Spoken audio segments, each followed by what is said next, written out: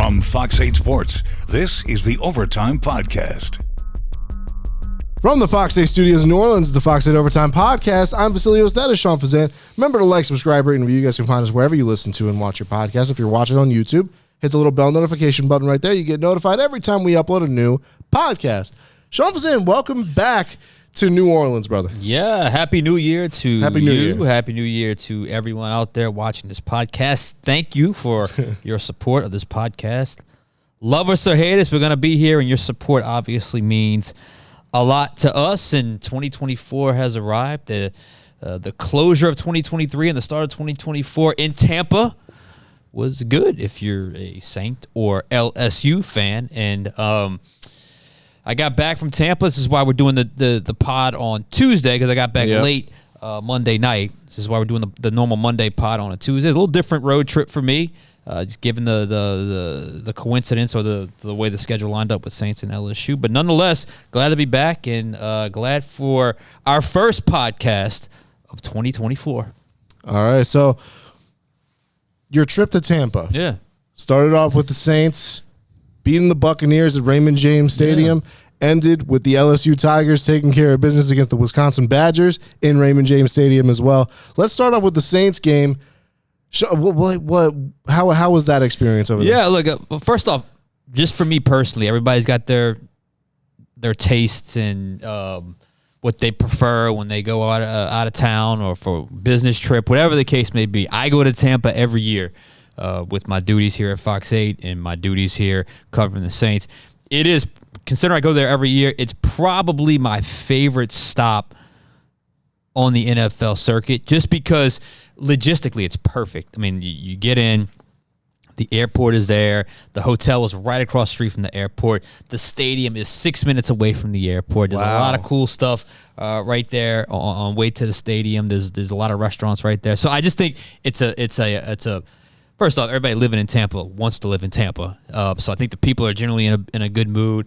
And it's always been sort of a good stop, and the games have generally been pretty good games, pretty eventful games when you talk about Saints and the Bucs. So the trip to Tampa is one I always look forward to, and this one was certainly an interesting one, because normally I get in on a Saturday, I cover the game on Sunday, and I'm out first thing Monday morning. But this one, the Saints played the Bucs on Sunday, and then, just by happenstance, LSU was in the bowl game on Monday, which happened to be New Year's Day. So the station asked me to cover both, which I gladly did, because I'm an LSU guy through and through. I went to LSU, so yeah. Extra day in Tampa never hurt anyone. Extra day in Tampa never hurt anyone. So it certainly was a good time, and it was a significant in terms of what we were there to cover and what both teams were able to accomplish. Starting with the Saints.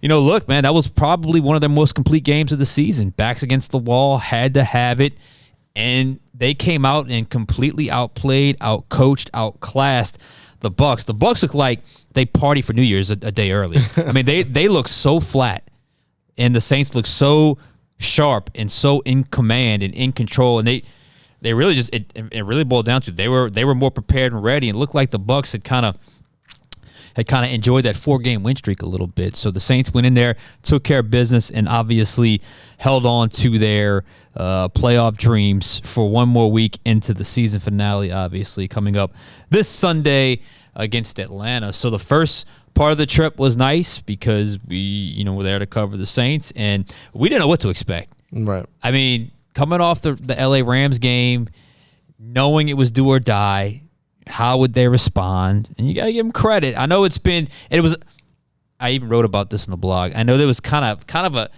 a hint of frustration from the fan base, because it was one of those, why has it taken this long to look this good? Or where has this team been all year? And that's a question only those guys can answer. But at least for one Sunday, they never trailed. This is 1 week after never having a lead. Mm-hmm. They never trailed. They got up on them early, which was something we haven't seen. A fast start offensively, a fast start defensively. It felt good for them, I'm sure, to play with the lead. Involving the tight end? They're all involved with the tight end. Jawan Johnson had a career day. And look, at one point, Bucs fans, it was 2 different times, maybe 3. Bucs fans started booing. I mean, they were frustrated So y'all aren't the only ones booing out there. This is the NFC South leading Bucs on a 4-game win streak, and they were booing. But to be fair, they looked terrible to start that game. Really, the first 3 quarters of that game, they just couldn't do anything right. So overall, it was a flaw. I don't want to say flawless, but a victory, a well-earned victory that the Saints absolutely had to have, and one they deserved. So kudos to them. They got to 8-8. I mean, that's their home away from home, 8-3 over the last 11. Yeah, and and like we said, it kind of got lost in the shuffle because holidays and the bad vibe, the bad aura around the team. But the truth of the matter is, they win the game following that Thursday night game or that that mini bye week. This is the 5th win in a row. So that was working in their favor, and this is a team they obviously know quite well. And it certainly looked like the extra few days of preparation helped because they looked more prepared for that game.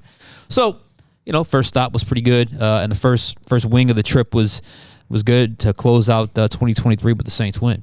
All right, so the second leg of the trip, obviously Monday, yesterday. How was the ReliaQuest Bowl between? How was covering that between LSU and Wisconsin? Yeah, well, first off, it was interesting because they switched the. It's a day apart, but it's grass stadium, so it's not like the field takes a beating after an NFL game, so they switched out pretty quick. The ReliaQuest Bowl, from a hospitality standpoint for us, was fantastic. We stayed in that media hotel; it was fantastic. The service we were provided. Didn't quite have a full stadium for that game. Looked about 60% empty, and in the lower bowl, half Wisconsin, half LSU. But I thought it was a great game. I thought the Nuss Bus has arrived, but I thought you saw in full effect the flaws of the 2023 LSU Tigers. That defense is atrocious, and I had to see it up close to really get an appreciation for just how poorly coached that defense is, plus the system. But Nussmeier, in his first career start, looked like he belonged. Came back twice from 2 different 14-point deficits, plus a 98-yard drive to ice the game and win it. But your first career start, that's a lot to be thrown at you. And he did a really good job. The arm talent all over the field. Short, medium, deep, left, middle, right. He used the entire field. And there were some times where he had to navigate and read defenses, and he was able to do so. So all in all, it was a good trip to Tampa for yours truly. All right, so let's get to the big picture now that we recapped your trip. Yeah, we're getting into it a little late this time, but yes, let's do it. So we talked about the Saints already, and does the Saints win? Did this win save Dennis Allen's job? Yes, it did. You saw how emphatic I said that because I truly believe that is the case. But to be completely honest, it was going to be really hard for him to lose it based off, and not just the Ian Rappaport report, based off of people that I had talked to going into that game, that the Saints, it had to be catastrophic the last 2 weeks for him to lose his job. So they could have even lost out, and he probably would have kept his job as long as it would have been somewhat competitive. They would have been catastrophic shutout losses. The team checked out. Then maybe he would have lost his job, or maybe they would have had to have that discussion. But look, the win against Tampa, he outcoached his opponent. He outcoached the coach across the stadium, and that win gives him 8 on the season. And fair or unfair, facts are facts. That's one more win, and he had a season to go. So you can always point to saying, hey, we got tangible improvement from a season ago. Yay! Sorry for the sarcasm. But look, they have a chance to make the playoffs. So it's not like so you're telling me there's a chance vibe. It's more of like, it's not impossible, but it's more unlikely. It's improbable. It's not the worst odds I've seen, but it's not in their favor. Yeah, I mean, you need either what the Bucs to lose to the Panthers, and you need to beat the Falcons. Yeah, you need to win, and then it's either Bucs lose or Packers and Seahawks lose. Again, who knows? Who knows what could happen? It's not the worst set of odds, but it's certainly not it's certainly not. You're not the one favored. Exactly, it's out of your control. It really is, and that sucks. But here they are. But back to the original question: did he save his job? Yes. Don't know if he was ever truly in danger of losing it. Like I said, barring some sort of catastrophic situation. But here's the bottom line. And we know you listening, you watching. the majority of y'all probably wanted to see some change, and no one's going to cheer for DA. No one cheers for DA. We know that. But the truth is, this organization is behind him. They want to see him succeed. This is where the fan base is, but this is where the organization is. This is an organization that does not believe in just the quick trigger, like fire the coach mentality. They're not one of those organizations. In fact, they're probably a little too far on the other end of the spectrum, almost too patient, letting these coaches figure it out. But after year 2, from 7 wins to 8 wins, like I said, yay. But even Mike Ditka got 3 years. So that's one thing. And look, this is another fact that's going to be hard for y'all to digest because you don't really. It's just hard given the way the season's going. But the truth is he has not lost a team. He has not lost a team. That effort proved it. I mean, that's just facts. They could have checked out early on the season. They had their backs against the wall. They could have, looked beyond the Bucs and started their vacation earlier, kind of get the vacation plans ready. And they didn't do that. I've said this before. There's a difference between losing the team and playing undisciplined. The Saints struggle with a inconsistent approach to details and discipline. That's the fatal flaw. That's the flaw in this roster. They don't have the same level of discipline and detail week in and week out. That does not equal DA has lost the team. I know sometimes I can get conflated, and it's not the same as not believing in their head coach. If they did not believe in their head coach, you would have saw just a totally checked out performance. It almost felt like Tampa Bay was a little checked out on that game. Definitely. So you didn't have that performance under these circumstances, which would have been pretty easy to do so. Look, you lose, it's done. They didn't do it. They battled. Plus, you're hearing all these stories, and we talked to a lot of guys after. There was some like frank, heart-to-heart, like conversations and challenging guys this week, and a lot of guys said it, and a lot of guys had to step. Guys like Jawan Johnson, who had an incredible game. A couple weeks ago, he was challenged to play better. Alontae Taylor got benched. He responded the right way. So if you've checked out on the season and you're in that situation, you've probably and you don't believe in your head coach, that would have been a disaster. It wasn't. So look, the idea that they are battling for a chance to make the playoffs should not have been where this team's at right now. That's a disappointment. Right. They should have already gotten this thing locked up. They wanted the NFC South. I guess it's still a possibility, a very real possibility. Unlikely, but real. But they didn't expect this. However, he hasn't lost a team. The organization doesn't necessarily want to pull the trigger and go through another coaching change. They want to see this through with Dennis Allen. As much as that might frustrate some fans, that's the reality. Yeah. And if it were up to us, we talked about where we thought what DA had to do to keep his job, and I said that if he gets to 8 wins, he's keeping it. Turns out I might have even been wrong on that. He probably could have lost out and still kept it. They were competitive in the last couple games. Point is moot now.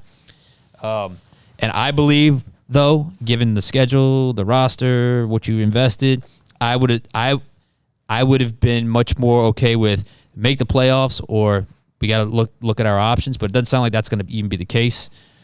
So the chance to make the postseason is really where they're at, and that's where they're going. And clearly the organization is okay with the direction of Dennis Allen, because I think he is back next season. Now, that doesn't mean there won't be significant change, because as I said many times, there's going to be significant change on this roster. There has to be, because of contracts and age.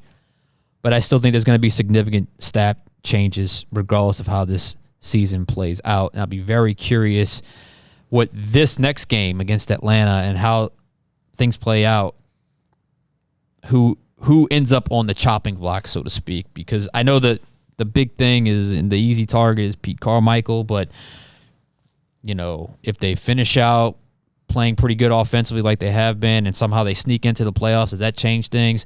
Where are you looking? Where the shakeup's going to come? Because it's very rare you keep an exact same staff from one year to the next. And honestly, after this year, regardless, short of making a run to the Super Bowl, I don't see how you could sell exact same head coach, exact same coaching staff to the fan base next year. But the head coach, I believe, is going to return in 2024. So I don't know if that's good news to deliver to the Happy New to you Year out there.